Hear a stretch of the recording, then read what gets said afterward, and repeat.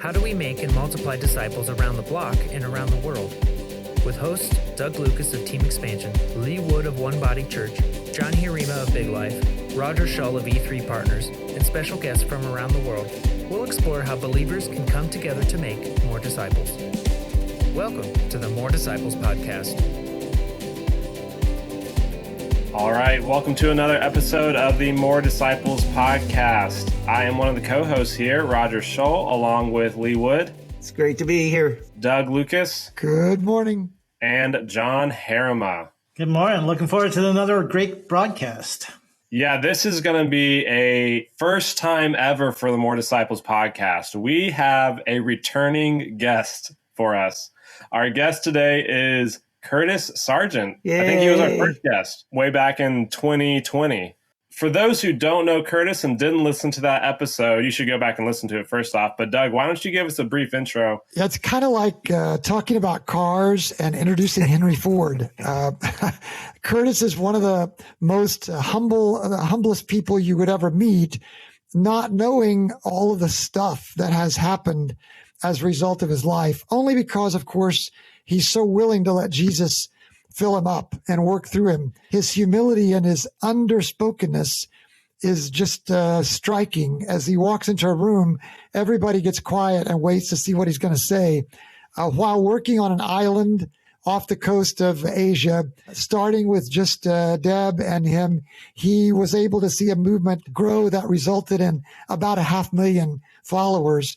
He then engineered what did we do and tried to put that into a series of simple life practices and strategies, which for me and for, I think, several of the rest of us here in this room, as well as hundreds, if not thousands of people around the world, it became the basket full of life that we now call disciple-making movement strategies and life practices. So in a way, I can't talk about DMM without talking about Curtis. So Roger, I don't know what you want to do with that, but you can't tell at all that I'm a Curtis fanboy. I can tell. I'm a fan as well. But one thing that I would love to hear from you, Curtis, as you introduce yourself to our audience, if you could give us a picture of what God is doing globally through disciple making and church planting movements, because you're one of the few people I think that we've had on the podcast that actually has a view of what that is, both numerically and qualitatively. Mm-hmm. And so I think I would love to hear you just give us an update on that as we get rolling into our podcast. Yeah, it's one of those interesting things where nobody knows the state of movements, but I'm part of the 2414 coalition. And so, we put out sort of a dashboard of what we're aware of in the movement world. The last one that we put out shows about 5,000 what we call movement engagements. So that's different places or people groups that have people trying to catalyze movements among them. And then just shy of 1,500 of those, the exact count I think was 1,491, have reached what we call level 5 movements or above. So that will be multiple streams of at least fourth generation churches within just a few years. The people in those movements, the count we had was 97 million people. So that's what 1.2% of the world's population. So it's getting to the point where it's helping to close the gap in terms of population growth globally. So for a long time, the sort of born again portion of Christianity has been right around 10% of world population, and it hasn't really been gaining much or losing much for a couple of decades. But with the contribution just in the last few years of movements, it's now kind of for the first time in any kind of recent history closing that gap. So I think these are really exciting days. Praise the Lord, Curtis. I'm going to try and formulate a question that sort of might to some degree mirror our relationship. I know that in a Western context, when you came back to the States, I was privileged to be part of the first Class 1, Module 1 at Metacamp in Alabama. That was March of 2013. And just came back and really there wasn't, I didn't know anybody. It was like, I got to talk to you and to work on the stuff and obey. And we've seen that in other places happen because of that work and people obeying in a Western context. And now for purposes of the podcast, I think we were able to see people pursuing movement patterns and principles in a Western context. And there seems to be a growing interest in the prevailing model of churches actually to become practitioners or have interest in these things.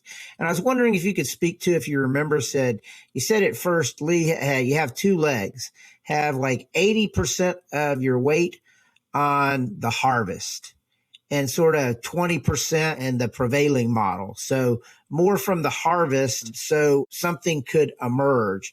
So I guess my question to you is, how do you view that now with regard to the interest of and willingness of prevailing models of churches, both pastors and people that are members of our brothers and sisters we love, to be able to become adopters and practitioners? How do you view that, and what would you have to say about that? Yeah, sort of the way I think about it is in terms of, standard distribution, the bell curve kind of a situation. And back then in the U.S., it was like innovators. That's the only people who were involved. And then after, a couple of years, got to the point where you add the early adopters in. And I think that's really kind of where we've been up to the present. And so now the challenge is getting the early majority people. If we can successfully make that transition into the early majority, which, would include influencing kind of the prevailing models of church that we see, then I think it'll be kind of unstoppable, here. But the big factor for early majority that's different than early adopters is they need to see a model. They need to be able to touch it, feel it, taste it, whatever. And if those models are available and are compelling to those early majority people, then they're in. And once that happens, there will be plenty of momentum to carry things forward. So to me, that's an interesting challenge, because there are all sorts of factors related to providing those models. For example, I know this group of you guys who are hosting this were all influential in producing that documentary, Love One Another. So that was one stab at sort of providing or at least an introduction to some models.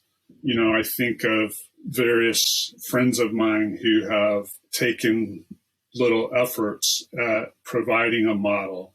There's one guy that just does this little podcast documenting the conversations he has with God, for example. That's not like modeling the whole thing, but just one aspect of the work that, may be challenging for some of the people in existing churches. And so there are efforts like that, but we know that models are not enough by themselves. And so how can we help people see the model and then act on the model? Because our society, I think, is really geared toward spectator roles.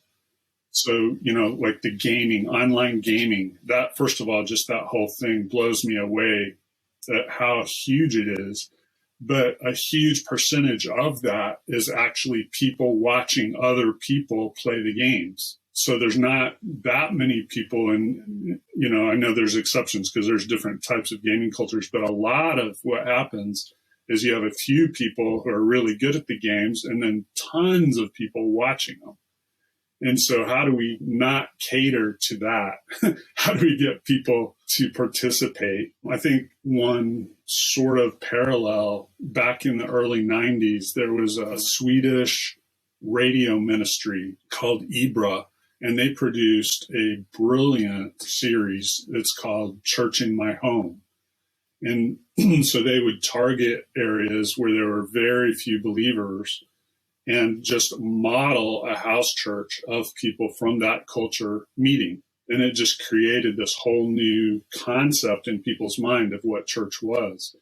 And that was brilliant, but it still was a challenge getting people from the point of recognizing that that model existed to actually being part of the model. It's not the whole journey coming up with a model. And so as we're coming up with the appropriate models, figuring out how to get people over the hump to actually living it instead of just seeing it. Curtis, everything you say, I hope you know, I just sit here and I try to drink it in, because the little things that you say, I'll play them over in my mind later and they become bigger and bigger and bigger in what I do. One of the things that I've been wrestling with is the determination that it takes. I think what you're talking about right now is like the first cause for someone to enter into this practice. And then the next thing that occurs to me is just how much steadfastness this requires. I think about our brother, Eric, Eric, and he had this past Saturday, I think 7 of the people that on his little route that he's been prayer walking, 7 of the people decided to be baptized. And what was really, for me, most, I guess, illuminating is that these were people that he's been prayer walking and visiting on a regular circuit of prayer walking for a year and a half. Now, who does that? Who has the audacity to keep prayer walking past a house and knocking on the door and saying, hey, we were just in the area praying today, and we wonder if there's anything we can pray for you. 18 months later, after doing that every Wednesday afternoon, 7 of the people in that house decide to accept Jesus.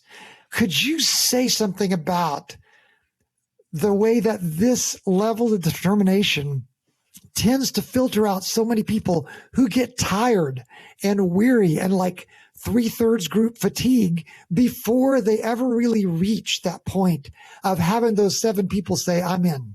Yeah, I'm not even sure where to start on that. First of all, as you know, I'm a huge Eric fan. A couple of kind of initial thoughts that come to mind. One is, I think everybody on the hosting team has heard me talk about sort of the formula for change that says the dissatisfaction with the status quo plus knowledge of a better way plus knowledge of how to take the first steps has to be greater than inertia. So to get people from sort of a consumer mentality or a spectator mentality to being willing to labor in the trenches faithfully over long periods of time with little visible fruit, that takes a lot of dissatisfaction if you're trying to change somebody from one to the other. That may be one of the best things about the whole COVID situation is for a lot of people, I think it did greatly increase their levels of dissatisfaction, helped show them, a little bit of the emptiness in terms of their own walk and the difference it was making in their lives and in the lives of others. I think it caused some self-examination and things like that. So maybe that could be part of the answer. To me, what you said also is related to a question I have as we think about impacting existing structures or institutions or, whatever. How much effort should we put into using institutional levers to achieve organic purposes?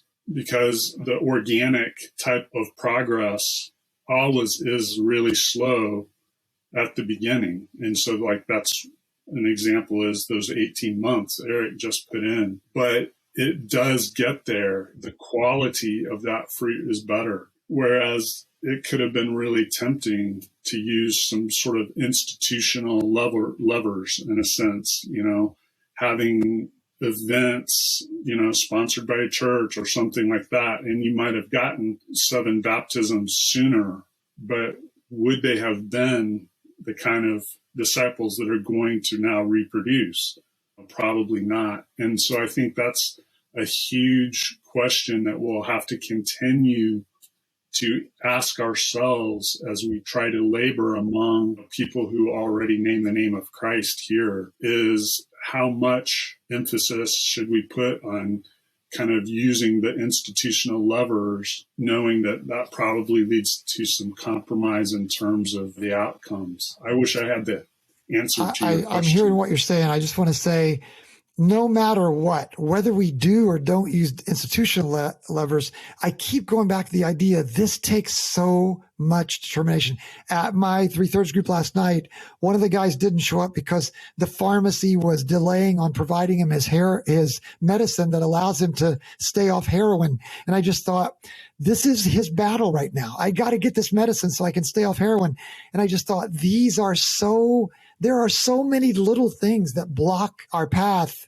I know, there's no way for you to put this into context, but you've been one that's been super determined. I don't know if I've heard you say, how do we help people realize how determined they have to be? Yeah, that's number 2. Pour deeply into the few who will obey no matter what the cost. So it's that I'm answering that question, but it all follows those patterns that I got from the model. Like basically for me, as basically a Timothy to Curtis, I got those things, and then getting to those types of disciples is what you want to multiply. Multiplication is the byproduct of being that type of disciple. He gives the increase. I stepped on somebody's question, but I felt led to share that with you, Doug. I think one thing too is like we're in such a big hurry with DMM, CPM that we don't actually realize that the love that we have for the least of these, for the parts of the body that are less honorable, the way that we love them is the visible model of the kingdom of God on earth that Jesus wants to multiply. So in some senses, we are in process of bearing fruit at every fractal level of where the kingdom is already. And it's magnificent. It's just spread out and people can't see it, or they take that workmanship for granted. That's pretty cool. Hey, Curtis, we were out in California together a few weeks ago, and I haven't been able to sleep since because it was heartbreaking. You mentioned that, though, at the one session that the number of lost people have basically doubled since 1985. But yet the exciting thing about that is that the only answer to that is multiplication. And to really start focusing on multiplication is the only way we can make that up and to have a huge dent into the people running away from Jesus. But what role do you think like technology is going to play in that? I know you've invested a lot of time in Zoom. And also, how will technology impact the prevailing model since the pandemic basically forced them to go that route for a while? Yeah, those are great questions. I can tell you, like, one of the efforts that I've been involved with on the internet front would be Zoom training, which is sort of introductory online training to introduce people to the basic principles of multiplication for disciple making. I think we've actually made progress in kind of getting the attention of people. So we've got, I think, over the past couple of years, we've averaged 36,000 users a month. Very recently, more than that. But now we need to figure out how to get those users to become registered users, because the vast majority of those aren't even registered users. So we don't really have good ways to interact with them in an ongoing fashion. So how do we get people to be motivated to register? And then for those that register, we provide free coaching, which is amazing to me, but very few people that are registered want to coach. And presumably, there would be a similar level of interest in kind of being part of an ongoing community of practice, or peer mentoring and so on. And so to me, getting those, once you get people's attention, figuring out how to really get them engaged is a challenge. And I haven't figured out, and the people I'm working with, we haven't got it figured out yet. I mean, I'm grateful for those that do register and then do request coaches and do become part of a community of practice and so on. But it just seems like there's so much potential left on the table. So those are kind of questions I have. How in the online setting can you advance things? The whole online church phenomenon that you mentioned, rising out of COVID, is interesting to me.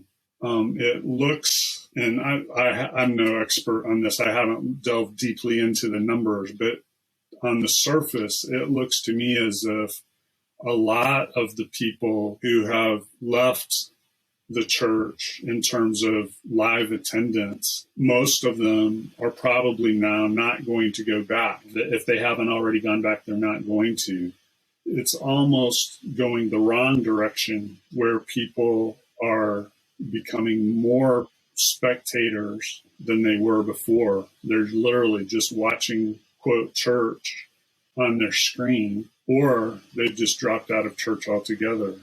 That's one trend that, I don't know if that, I guess that's good in that it just shows where their priorities were and all of that. But for those that aren't, experiencing that dissatisfaction, it's like they're becoming satisfied, some of them, with an even lower standard than they had previously. To me, it's still a huge mystery how we can better serve people in terms of equipping them, motivating them through the online venues. And I know, like, for instance, Doug has been working really hard on that side of things. And I love some of the things he's doing, and we'll see if they bear fruit. So, like, two that are recent, or at least recent updates. One is he produced this thing, years ago, called 30-Day Challenge, that introduces people over the course of 30 days through just little pings with information and application ideas to introduce them to movement approaches. And he's just updated that. And then he's also taken some of the Zume content and repackaged it in a way that makes it more accessible. So, for example, the sort of native format for Zume is 2-hour, basically small group meetings. So he's repackaged it. First, he did it in 90-minute increments, and then now 60-minute increments, which fits into a lot of the institutional small group patterns, more easily. And so maybe something just as simple as that, repackaging things into, more palatable sizes or chunks, might help. But somehow we need to get people from being exposed to it to becoming engaged with it. And I don't think that that's going to be able to happen long term if we can't get people engaged in, cohorts, sort of these, peer mentoring type of groups, just for support and encouragement, and or coaching, from someone who's a little ahead of them in the journey. And so figuring out how to motivate people to participate in those aspects, whether that happens online or offline, those are things I think that we have to figure out how to motivate people in those two areas. Well, what I like in what you're saying is something that I know I take to heart, and a lot of what I do is when you're talking about Zume, it sounds like you're implementing something that you desire to bear fruit, but then you're coming back some months later or some however long later to assess, like, okay, what's going really well and what still needs to be improved. You've expressed both those things and the user engagement, but maybe not leading to in-person engagement in coaching areas. And I think even you expressing that, it just shows the need for the personal discipleship to happen. And maybe, I don't know, it's kind of a hypothesis, but maybe that's why some people are not coming back to church is the personal discipleship or engagement wasn't there. even before the pandemic. That's just throwing it out there. I don't know if that's true or not. But what I like about that is it's trying to implement something and then assess what's going well. And so it kind of leads me to, I guess, my next question is like thinking beyond the trying to integrate movement practices into the majority or the prevailing model church via electronic means like Zoom. I guess the other side of the coin is like how to implement it just in person. Like I'm just going to do in-person training. Like I'm not going to introduce Zoom. We're just going to do it with you. And on our podcast, we've had multiple pastors who have tried to start to implement in their church in various ways. Either from one end of the spectrum, you have someone like Ron Johnson, who we've had on recently, where he got like a experimental group, I guess, with his church, where I'm not going to introduce it to everyone, but just this small group and see it multiply from there, to someone like Brent Hoffman, who we just had on recently, who tried to say, you know what, I'm just going to bring it to the whole church. And some people are going to leave because they don't like it, but this is what I feel the Lord's leading me to do.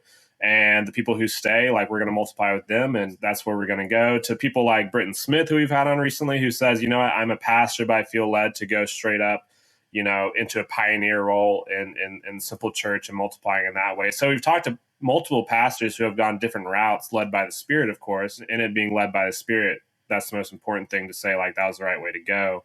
But have you seen any particular route or any particular method or anything else in terms of trying to implement this in churches that has borne the most fruit or seemed to be the most able to be reproduced in all churches or most easy to engage a church with? Like, have you seen any particular way do that? Yeah. Again, I'm no expert in this. From what interactions I have had, it seems like there's several routes that I have seen tried. One would be the transition, where you're trying to transition like a whole church. And then that can either be done suddenly, or there can be people who take this multi-year designed effort at making that transition over time. Then there's people who try to set up, what I would call a hybrid system that incorporates, in a sense, it's very much akin to the cell church idea of, bird with two wings. You have the large group and the small group wings. The large group would be what most people think of as church, and then incorporating the small groups, but this time a little more geared toward, growth out of the small groups. And then there's ones that I would characterize as sort of dual operating systems. So for those who are not interested in movement, they'll keep offering kind of, in a sense, all the same services and patterns and meetings that they have, historically provided for people that aren't interested in movement, and then allow a portion of the congregation, however big that is, to just pursue movement with no expectation of maintaining their activities in the larger group necessarily, and certainly not the people that they're bringing to faith and the groups that they're starting. There's no feedback, in a sense. And, there's all of these ranges. And so I have some questions when I think about that. One is, are some of those outcomes better than others, right? So is it like we should push people toward one or more of those models and then just have the others as a fallback position? And also, the approach, is it related to church size? Because, church size has a lot to do with what the change dynamics would be within the church. Then also questions like, how old is the church? Then what, denomination or flavor of church? Because the, leadership patterns that are familiar in a Baptist church are very different than the Methodist church, are very different from the Presbyterian church, are very different from, you can just keep playing that out. And so I think that might influence the best or the wisest way forward in any given church. And then, maybe how long the pastor's been there. So there's all of these factors. And so I suspect we'll need to find healthy ways to implement all of those different models. And then it would be good if we could provide some guidance in thinking through it for people who are considering that. A related issue is who might be the people we want to invest more effort towards. So I think a lot of the efforts up to this point, at least in the last couple of years, it seems have been focused on pastors, and that's great. That may be fine, but should we be putting more effort toward the people in the pews? And if we put more effort toward people in the pews, it seems like there's different ways that can go too. So do we want them to stay engaged in, their previous church expression in order to try to influence the institution, or to kind of do their own dual or hybrid, operating system approach where they just continue meeting in their previous patterns and then add this sort of as a separate expression of them living out their faith? Or do we just encourage some to purely do, these movement approaches? And again, there's people that will fall into any of those categories, but having a little bit of clarity on what the options are and who it might be good to focus on would be helpful. And also a related thing is, are there particular expressions of Christianity we should focus more efforts on? I mentioned some denominations. So there have been efforts by a few individuals that I know to follow those denominational lines. So that could be either, a state employee of a denomination. I know two people like that are trying to use their position to influence, lots of people within the denomination. Yeah. So if you do something like that, there's a little maybe better chance of groups that have similar DNA historically. So like Baptists and Methodists in the U.S., historically had some principles early on that looked a lot like some of the movement principles. And so reminding them of that heritage, who knows? And there are communication patterns set up. Like in the Baptist world, you have state conventions, you have county organizations set up, and there's possibilities to pursue those sort of built-in avenues of communication. I'm familiar with several examples of people who have been trying to do that, not yet with great impact, but it could happen. What about groups like Exponential, right? So Exponential, by the name, you would guess they would be all about multiplication, and they are in their verbiage. Historically, though, they've attracted people who want to have church growth. So kind of the mega church has been held up as the target or the goal for, people involved in Exponential. But now there are people within it trying to move toward movement thinking, so that maybe that will work. Maybe it's going to be extra hard if, most of the current clientele are seeking mega church, then this is a move in the wrong direction in their eyes. So, I don't know.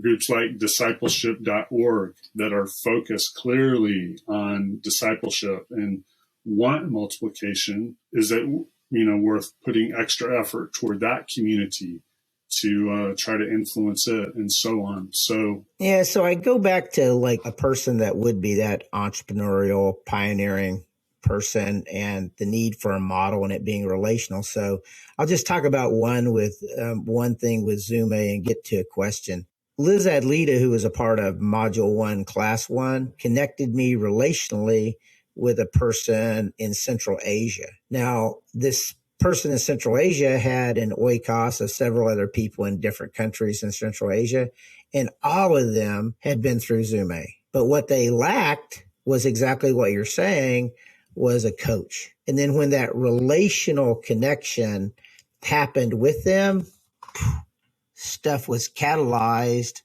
from household across nations, and there's a there now.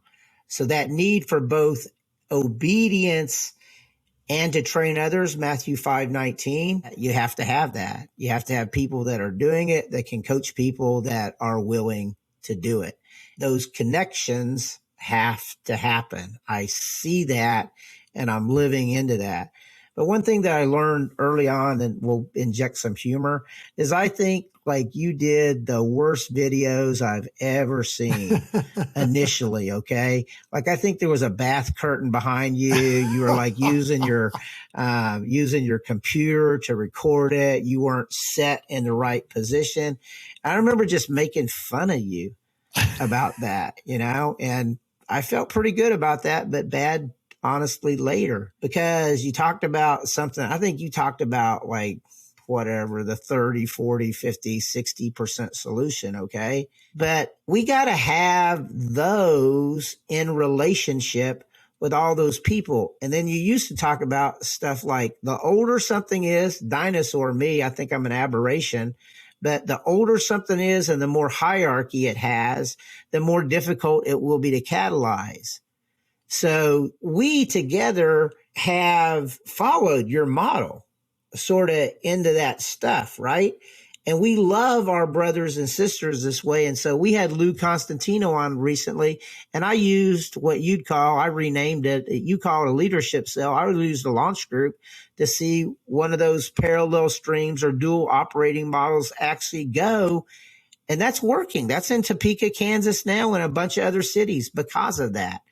So I guess my question would be is talk about all that stuff I talked about, but also how you would view what you used as a tool, a DMM tool that you call a launch leadership cell. We call a launch group over, which is basically what Zume is. It's a virtual model of that, but the gap that exists, they can go all through that, but there has to be some ongoing relational connection. There has to be, because nothing multiplies without community. Like that's what I got from module one, like over time, sorry, but that we had to have self-feeding, the word of God, prayer, but we had to have body life.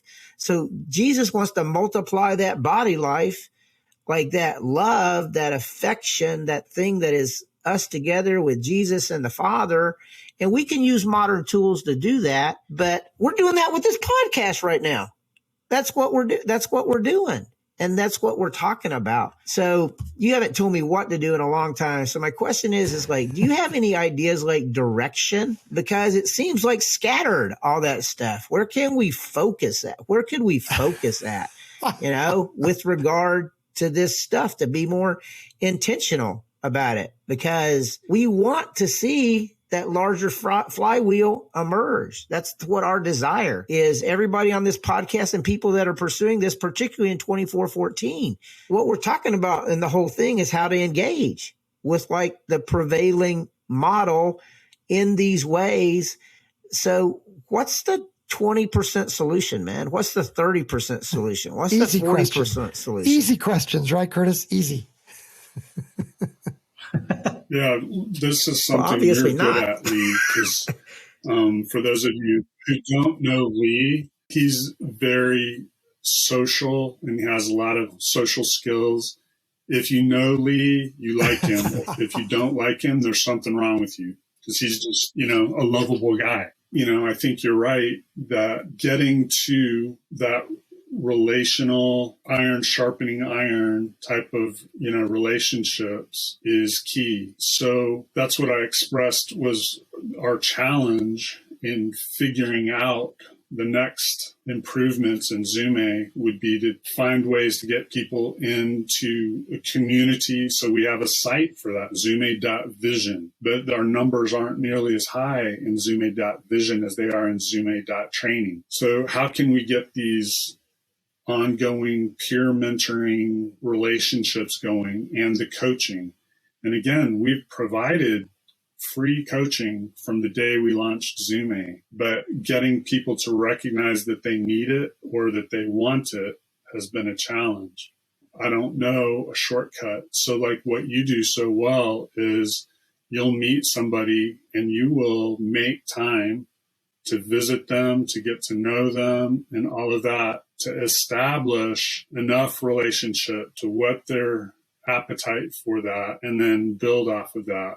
That's effective. So my question is, how can we emulate that on the online efforts as well. Curtis, I hear I don't know what you say, and I just play it over in my mind, and then I start trying to figure out how do I break this down into my next action steps.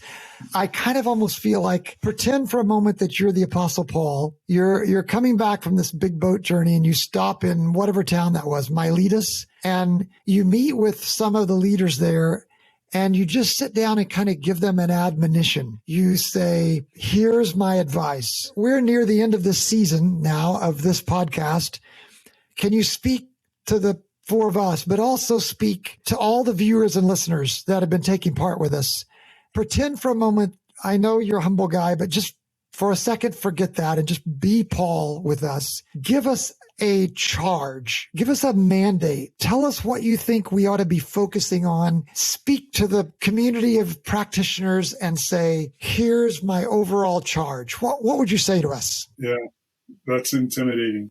One would be a lot of, historically here in the U.S., a lot of how we've grown has been through trainings and then filtering from there. I think we need to start doing some experiments with other types of filtering and then providing training to those who are filtered. An example might be, and I'm making this up on the fly, I've not thought about this ahead of time, but we just mentioned that how important it is for people to have coaching and these kind of peer networks. So what if that's what we offer first rather than training? And we seed those communities with somebody who will help facilitate that process. And then out of those relationships, we filter for those that we train. I don't know. What if we put more of our effort in evaluation? So far, the main things we measure are how many people are coming to faith, how many new churches are getting started, and very importantly, the generational, how much is happening generationally in those. Maybe we need to start putting more effort on how many people are we engaging that are getting involved in these, peer mentoring networks, or how many people are we getting coached? So if we start measuring it, maybe we'll be more intentional toward figuring out what it will take to get those things to happen, because I really do think that those are related to that entry into the early majority that we talked about. Because what better way to see it, feel it, touch it, taste it, than to be in groups where we're able to ask questions about it and just kind of figure it out as we go. That, that's a different take on it. And another thing that, I don't know that I've mentioned today, but I think a huge factor here, unfortunately in the US, in a lot of ways, we've copied or mirrored how movements got established in other countries. And the early countries for movements were very unreached, very, much least reached contexts. And so the target audience, in a sense, was the apostolic people, and the pitch was numerical, right? This is how we can actually make a dent in the huge level of lostness here. So it was like a numerical pitch.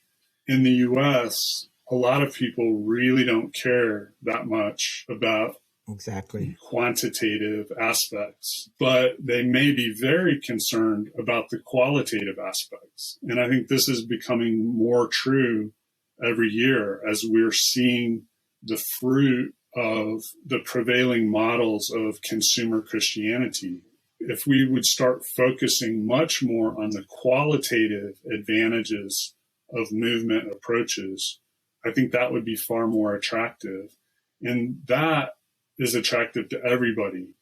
The quantitative aspects, unless you're like an evangelist or an apostle, most people don't broadly think in those terms or typically think in those terms. And so I think reframing a lot of our approaches to talk about the qualitative advantages of the disciples that are made when we're using these approaches will be an important aspect of our work going forward. So those might be a few initial thoughts, Doug. Curtis, I know we don't have a whole lot of time, but what's the one thing you're most excited about looking forward? Wow.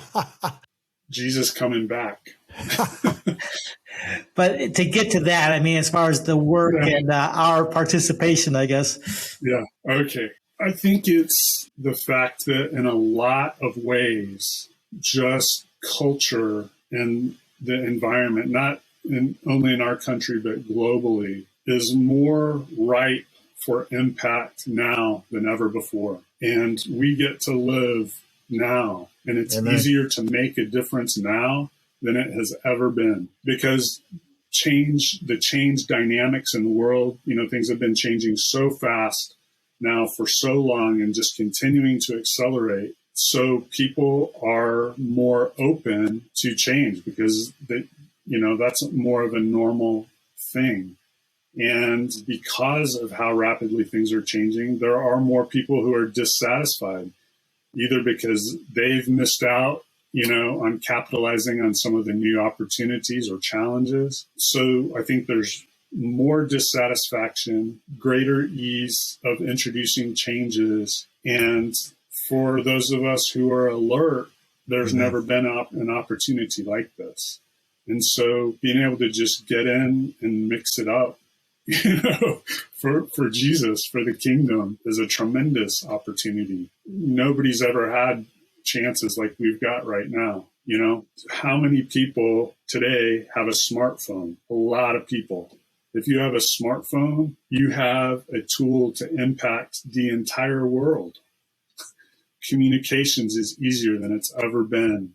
So on and so on. I mean, all the auto translate stuff, you can have fairly reasonable conversations with people speaking at least a couple of hundred languages. Amen. And, just all of these tools that are at our disposal. Yeah. Nobody's ever had all this before. Yeah. And we've got it. And we've got a riper audience, in a sense, than has ever existed before. So that's pretty fun. Amen. Actually. Great. Well, that is a good place to end this podcast. I feel like we hit on so many different topics, and I just thank you that we could pick your brain for a while, Curtis. And I know it was edifying to me, and I'm sure the rest of our hosts, and there's some things I need to chew on. And I'm sure it's the same for our audience. So we really appreciate you coming on and giving us such a good perspective from your wisdom that you've gained from the Lord and from so many years of implementing movements. So appreciate it a lot. Love you, Curtis. Oh, thanks. Good to be with you. How are you making more disciples? What problems have you encountered? What successes have you celebrated? What questions do you have? Share your stories with us by visiting moredisciples.com/contact. If you're looking for next steps on growing your ability to make and multiply disciples, visit moredisciples.com to find resources, tools, and events all designed to help you make more disciples.